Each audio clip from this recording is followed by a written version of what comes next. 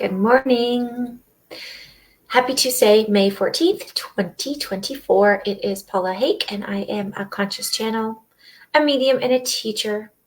And I just love coming live weekday mornings, 9 a.m. Eastern Standard Time, just to see what my guides want to talk about today, what higher love messages we can bring. And I always close my eyes and ask right before I go live, what is it that we are going to chat about today? What do people need to hear to feel loved, supported, and to continue on their path in this life, and knowing that they are not alone, supported, and connected?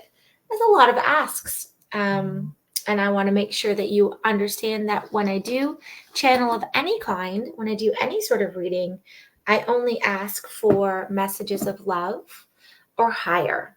So if anybody's ever really just apprehensive about going to see a medium or to get their blueprint done, or for me to channel some answers for you, there are boundaries. And there are boundaries that integral channelers and mediums take. And we always specifically create those boundaries with some asks.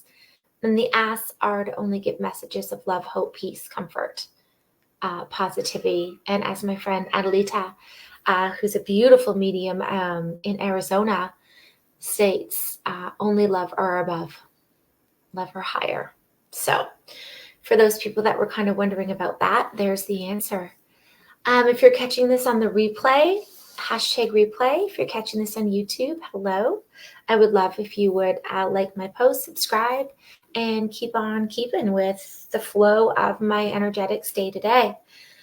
So today I went in and I said, what are we going to talk about today? And they gave me this picture of boiling water and a frog. And I've used this analogy before in Universal Laws.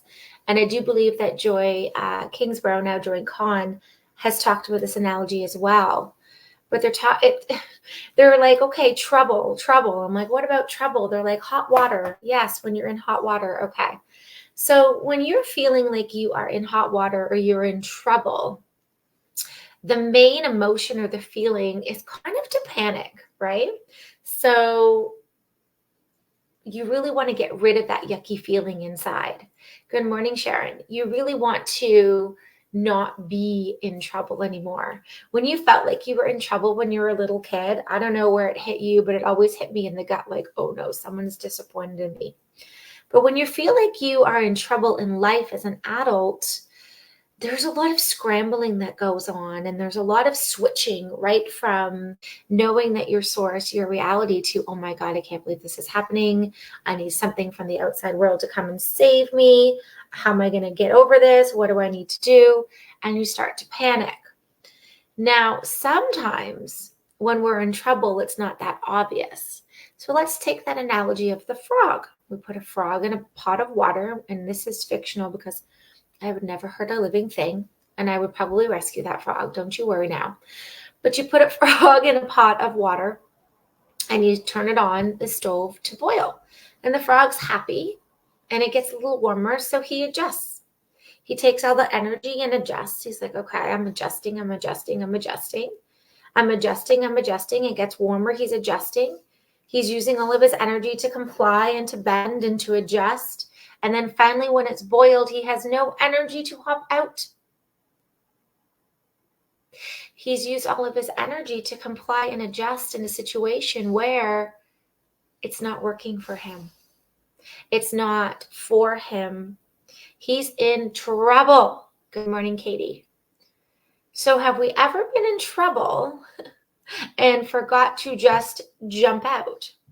Have we adjusted? And by the time the finale hits, where it's like, okay, here's the Mack truck moment, do we have enough energy then to either leave, change, and follow our integrity and our heart? Or are we like the frog in life, where we're in some hot water and we're like, okay, we can get used to the warmth. Now, oh my gosh, it's a little warmer. And we just use all of our energy trying to adjust to things around us that aren't necessarily for our highest good. So when we are in trouble, so to speak, not from the outside worlds per se, but when we feel like we're in trouble, we've started doing things and we're around experiences where we know this isn't really the best for us. How long is it going to take you to jump out of the pot?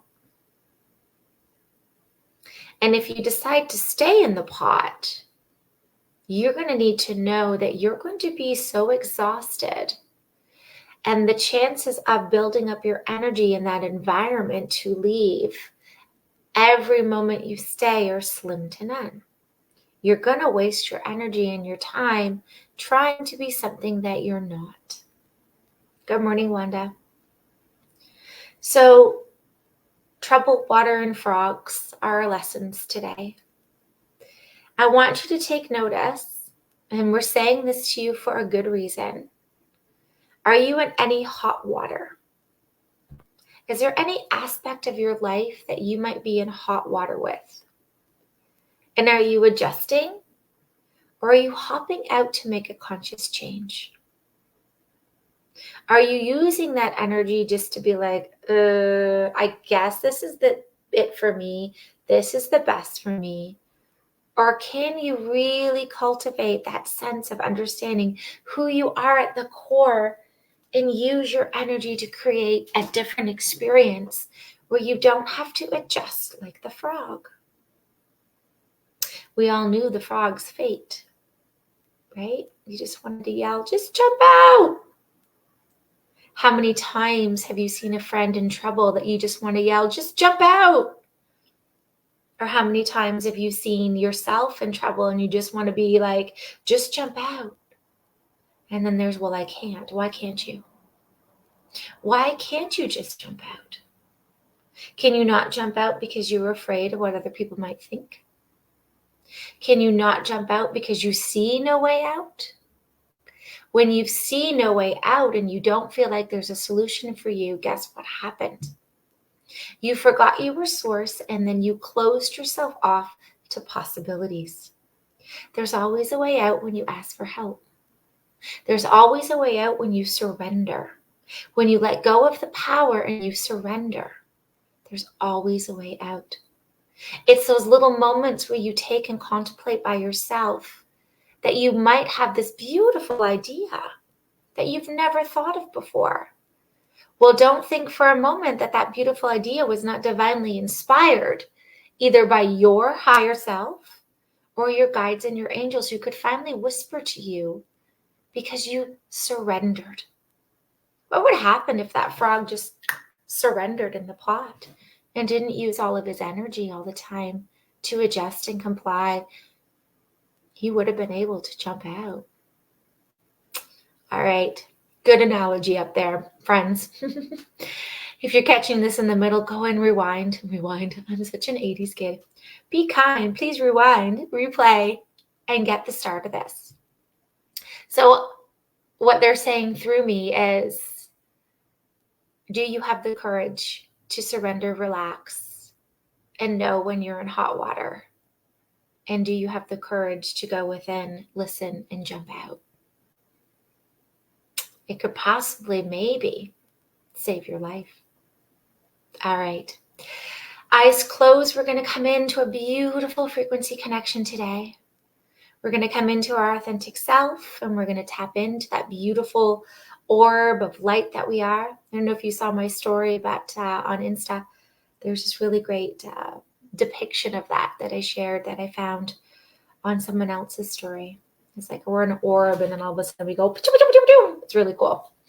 So let's get comfortable, close our eyes, and settle in, taking a deep breath, just relaxing where we are. Taking notice at the space at the top of the head, allowing it to open and to accept the beautiful white light of source that is always available to pour down through you and into your body, to mix with that beautiful divine source that you are, to wash over your body and fill every single cell, every single place, crevice, dark space. Taking notice today, what does my source feel like? Is it warm? Is it cold? Is it velvety? Is it soft? What color is it today?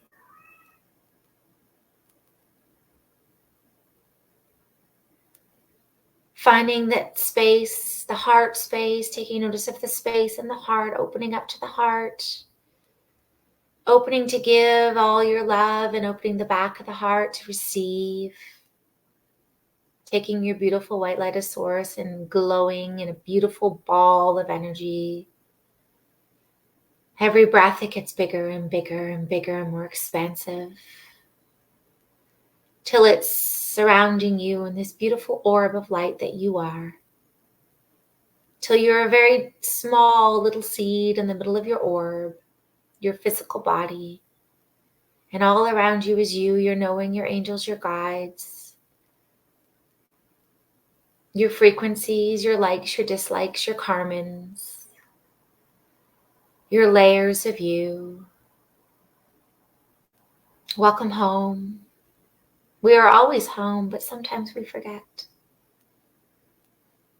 Knowing that we can tap into this beautiful energy of our higher self at any time.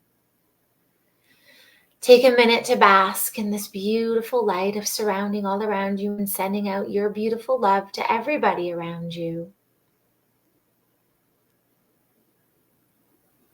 And being able to receive it without feeling like you need to give more, more, more. It's an equal flow. Just the idea of wanting to give it is enough. Just the idea of spreading that love light is enough. You don't have to do anything extraordinary to be a receiver of love. We are also worthy and blessed. I feel this beautiful energetic flow right now as we give to the world and receive from the world. As we come back to the awareness of who we are at the soul's core. And it is here where our troubles will melt away. And it is here when we'll find the courage to jump out of the pot by surrendering. By realizing, hey, I'm in some hot water. I wonder what I can do. And hear and feel. And open up to possibilities so I'll have enough strength to jump out.